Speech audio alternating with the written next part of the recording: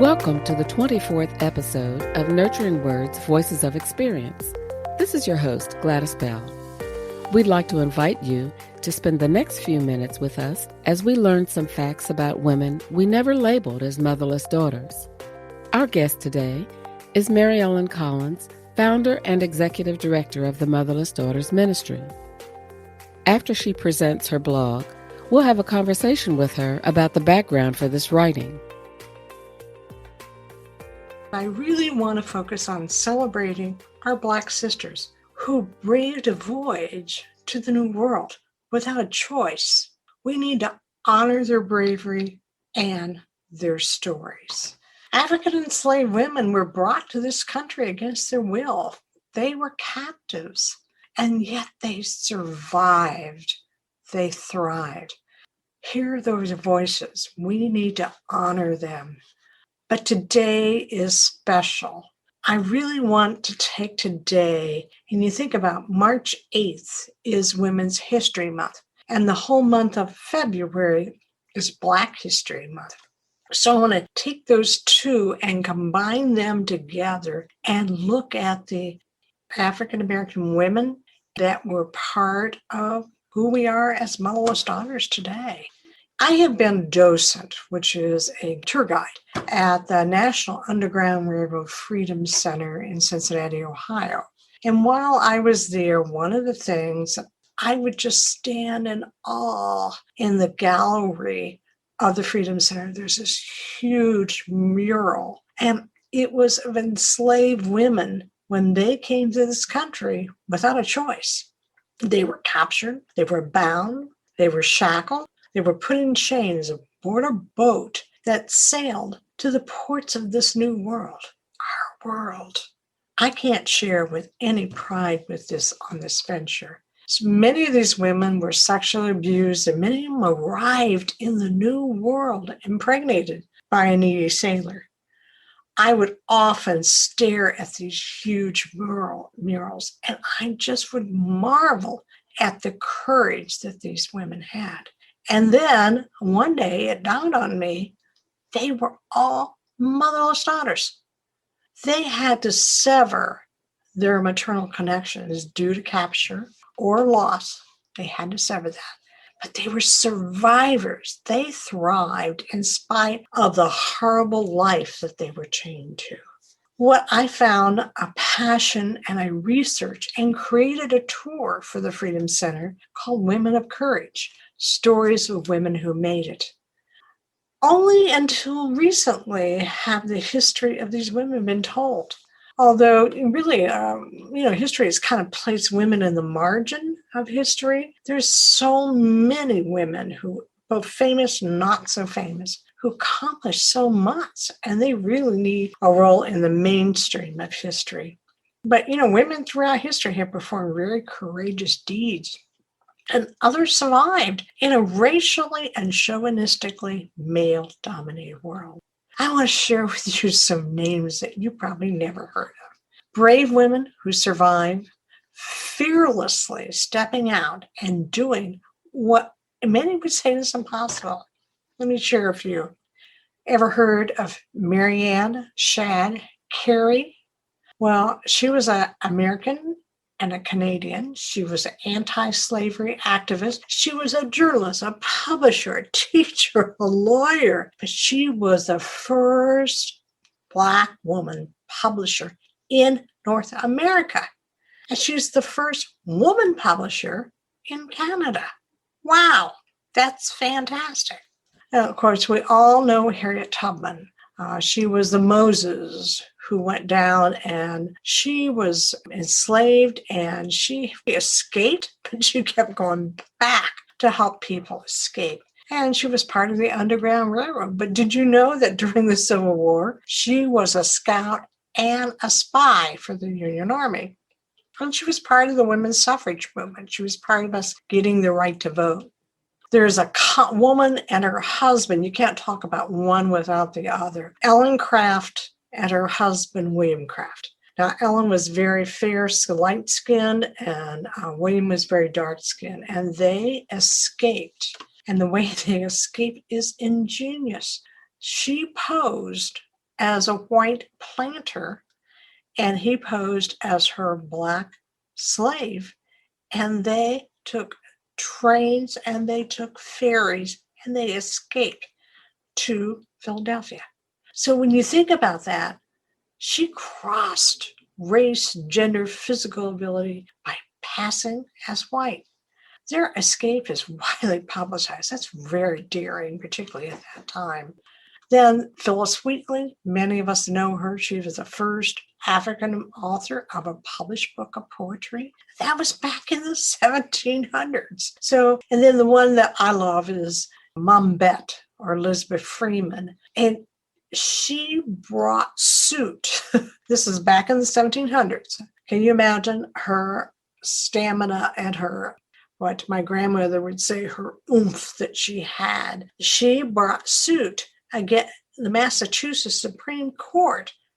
And she said that slavery was inconsistent with the Massachusetts state constitution. And she brought that and she won. That is what's so fascinating. That court upheld her, and she's really the person that they contribute to ending slavery in Massachusetts. Harriet Jacobs is another woman who was being threatened, sexually harassed by her master. And if she didn't comply, he was going to sell her children. So she went into hiding. And where she went into hiding was in a crawl space in her grandmother's home above where her children were. For 7 years, she did this. Mary Ellen Pleasant is another woman. And of course, my name is Mary Ellen, so she's my favorite. But she really was an abolitionist, and she was an entrepreneur. She was a capitalist, and they call her the mother of human rights in California. If you look up Mary Ellen Pleasant during the gold rush in California, you will find that she refused to do things long before we had ever heard of Rosa Parks. The thing that I want to leave you with is every one of these women model characteristics that we have today as motherless daughters. They were survivors. They were fearless. They confronted difficult reality of their lives. This is what I have, but it's not going to stop me. They made a difference for others. They were change makers. They were resilient. They were courageous. They adapted to their situation and they made it better. And they helped others. Wow. They not only survived, they thrived and they made history. And we need to honor them. What can we learn from these women? Like us as motherless daughters today, we are resilient, we're courageous, and we have learned to survive. We honor these women whose shoulders we stand on. Research these women and their stories. You will find them amazing. As we end, I want to leave you with a quote from Charles Darwin, who said, "It's not the strongest of the species that survive, not the most intelligent. It is the one who is most adaptable to change." Well, we've just heard the blog celebrating our Black sisters, and today we have the author of that blog in the studio. Welcome, Mary Ellen. Thank you very much, Gladys. We're so happy to have you in the studio today, and this particular blog is appropriate for this month being Black History Month. And first of all, I'd just like to ask you, how were you inspired to write this blog? What inspired you to write it? At one point in my life, one of the things that I have done was I was a docent at the National Underground Freedom Center here in Cincinnati. And as I was there, I would just marvel and just stare at the women that were enslaved women and all their stories. And it was just something that absolutely captured me. And what I ended up doing was creating a tour for the Freedom Center called Women of Courage. stories of women who were known and unknown in the fight for freedom. And that was a huge, huge success. And it was just telling the different stories of the women who were present in the Freedom Center. We know that Motherless Daughters was founded in the year 2000. How does this line up with your tour as a docent at the museum? I was a docent at the Freedom Center prior, and really at the beginning of the birth of the ministry. So they were kind of dovetailed together, Gladys. My experience was, yes. There are particular women that are noted throughout the blog. How did they stand out in your mind among the many? There's many, many women. But one of the biggest things is that inspired me in the very beginning was on the main floor of the Freedom Center, there is a mural of all the women that were captured, and they were chained and shackled, and they were put on a boat in transport to the New World. Well, in doing that, I would just sit and stare, and I would think, and I would connect with these women. And this sounds goofy, but they would speak to me, and they would tell me, their stories. And I thought, oh, wow, this is inspiring. Others need to hear these stories too. That's true. So in this age of social media and digital communication, why is it important to tell the stories of these women now? Well, I think that many of them just simply are unknown. They actually, what happens is that, they get buried and kind of marginalized in history. Mm-hmm. Now, women get marginalized in history anyway. True. But when you talk about how they were so prolific and so exceptional as Black enslaved women, that's very powerful, very powerful.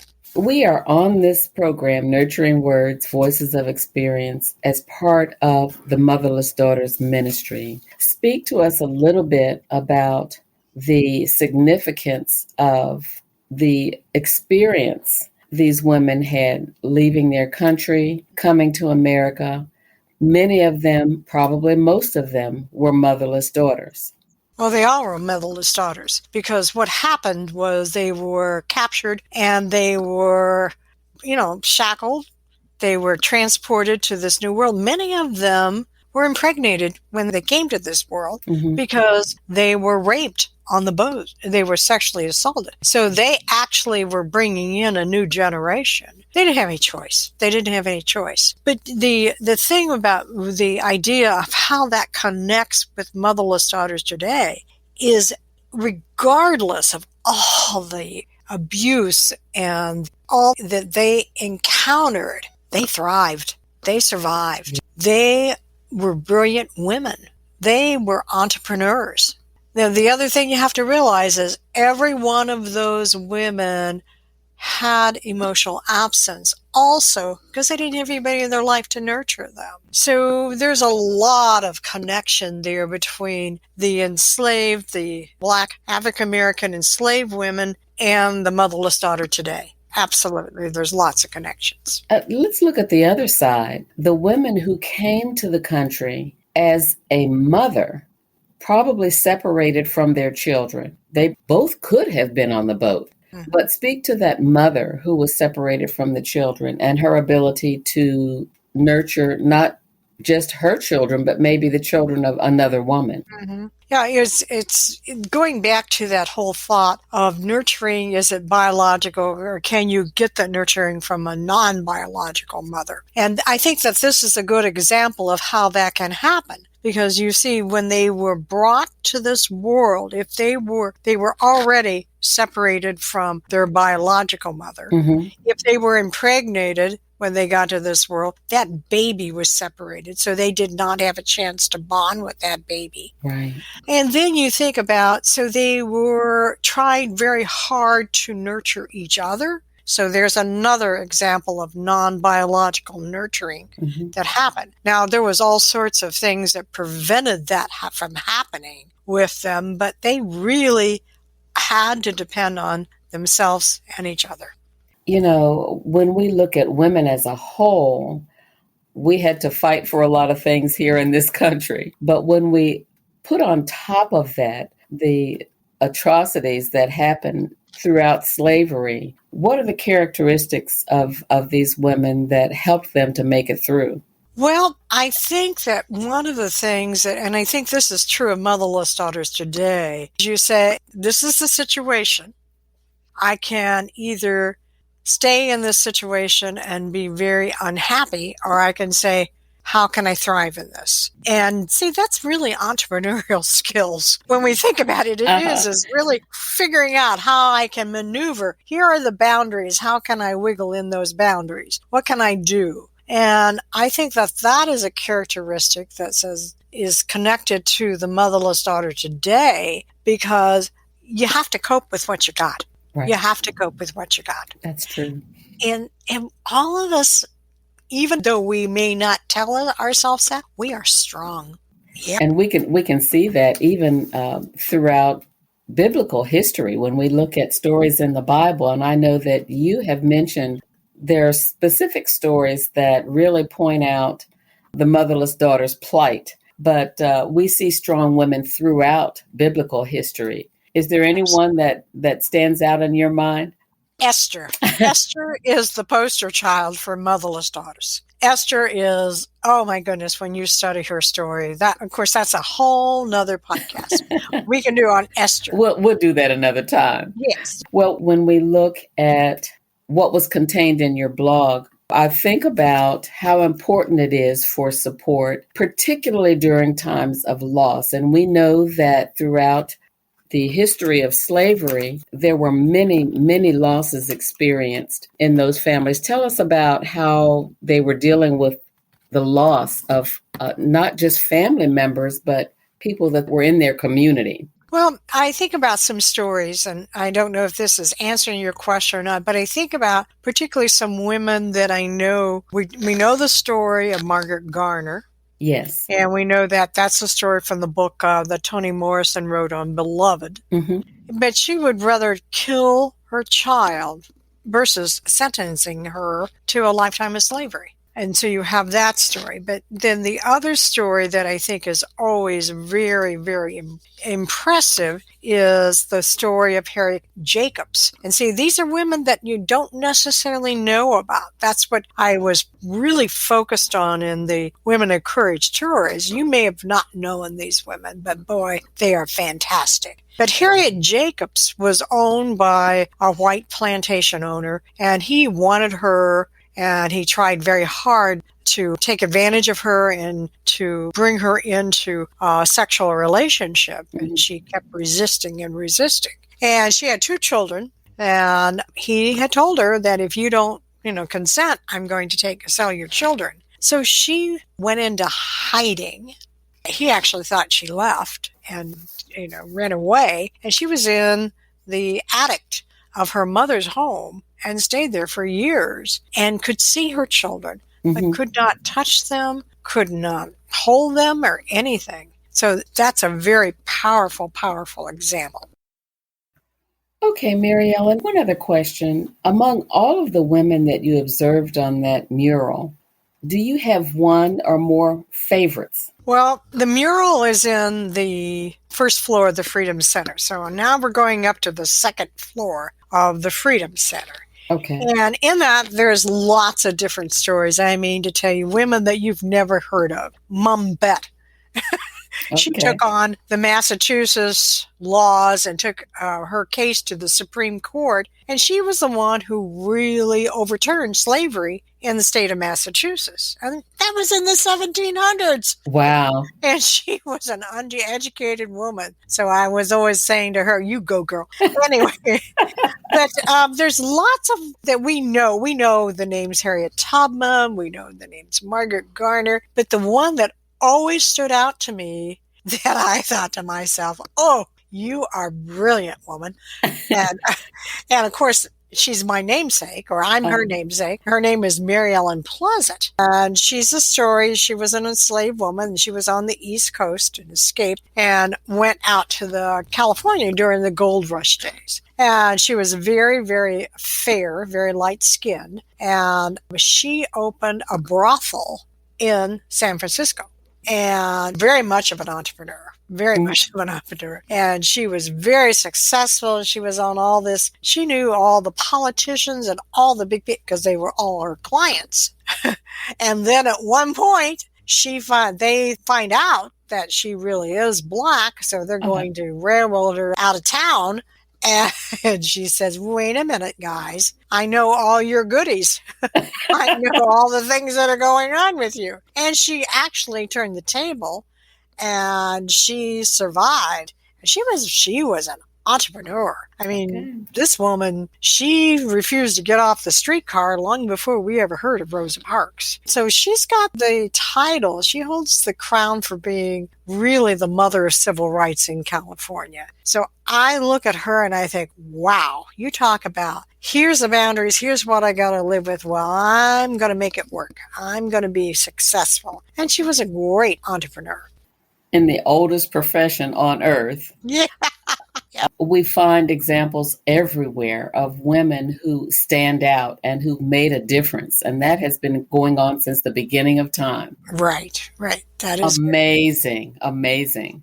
Well, when we look at the plight of Black women in this country, there's a lot of history there. And today we are getting exposed to many things that were not known.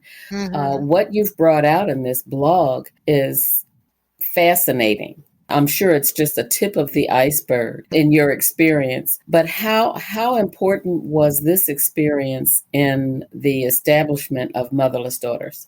I think it brought up some similarities across the board. It doesn't, I have said this so many times, and it's built into our core values of Motherless Daughter. Motherless crosses all denominations. Absolutely. It crosses all genders, and it crosses all ethnicities, and it just binds us all together. It binds us all together, all ages, everything. It binds us all together. And I think this brings up a very important point. When we look at the ministry of Motherless Daughters, it covers everyone. And absolutely. The Facebook page is followed by more than 10,000 women today from more than 10 countries. And I think it points out very poignantly something that you just mentioned, that it's like the phrase, the ground is level at the foot of the cross. The experience of women crosses all boundaries.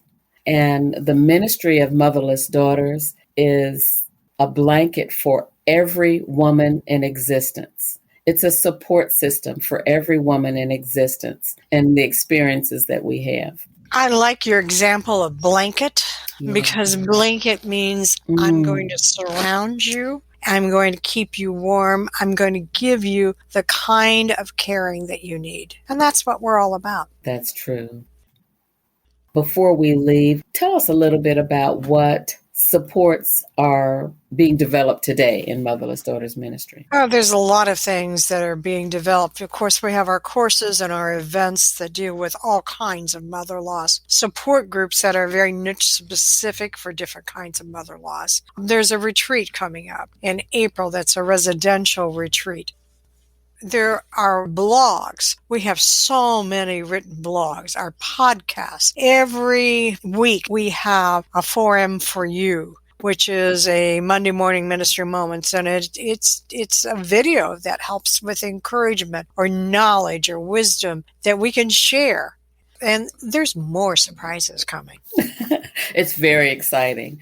Well, as we wind up our interview, I want to end up with something that was in the blog at the very end. You gave a quote from Charles Darwin that said, "It's not the strongest of the species that survives, nor the most intelligent, but it's the one who's most adaptable to change." Tell us the importance of adapting to change. Wow. Change is part of our life. Change, and with a mother loss story, everything is always changing. So change, I resonated with that because that's what it's all about. It's not being strong or being smart. It's being able to be, as I had said, that some of these women, they knew what the boundaries were and they were able to change what they were doing in order to survive. And that's what it's all about. Mary Ellen, this has been fascinating. And I have to say that, the plight of every woman, be they black, red, yellow, white, green, or polka dot, Uh, we have all experienced losses. The women who are involved in Motherless Daughters Ministry can identify with all of the things that you've said today. I want to thank you for being on the program today. Well, you're welcome. You're welcome. Anytime, Gladys. I'm happy to be here. And I'm happy to talk to all of you who are listening. Marvelous. Have a great day. Thank you, Gladys. And we want to thank you for joining us at Nurturing Words, Voices of Experience, and hope you join us next time. Thank you for joining us today on Nurturing Words, Voices of Experience. You are welcome to explore all the resources we have available by visiting our website at www.motherlessdaughtersministry.com. You have a standing invitation to spend this time with us. So don't forget to hit the subscribe or follow button so you can join us again next time. And remember, you are not alone. Have a blessed day.